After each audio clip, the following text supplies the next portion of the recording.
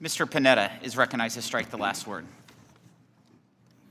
Thank you, Mr. Chairman, for bringing up this critical disaster tax legislation and for focusing on the substantive work that this committee is charged to lead on.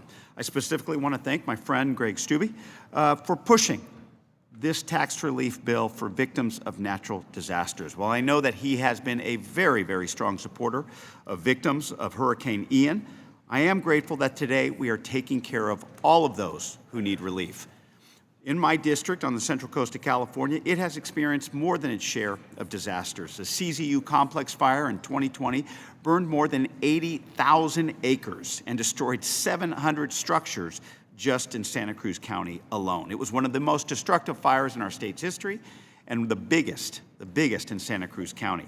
In that same August, we had the River, Dolan, and Carmel fires that burned another 180,000 acres and destroyed over another 100 structures just in Monterey County.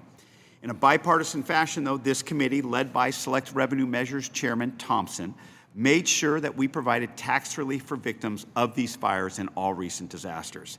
Since then, my district continues to be hit with even more extreme weather events, including 2 atmospheric rivers that absolutely dumped on my district earlier this year, causing unprecedented flooding, damages, and even deaths on the Central Coast of California. For any damages not covered by insurance, the TCJA does provide deductions unless the loss is at least 10% of adjusted gross income. For those with smaller uninsured losses, they are unable to take these deductions. I'm glad that today's legislation removes this threshold for all victims of federally declared disasters, including this year's winter storms. I also specifically want to voice my support for the legislation in this bill championed by Tax Subcommittee Ranking Member Mike Thompson and my good friend Doug LaMalfa to make wildfire settlement payments tax-free. My district is now home to many victims who relocated after losing their homes in the 2018 Camp Fire, and I believe that we must do everything we can to make them whole. Victims who have lost homes have rightfully been awarded payments from the Fire Victim Trust, but they face steep tax bills because of it. Victims are even taxed on attorney fees, which the IRS counts as income even though it is never received.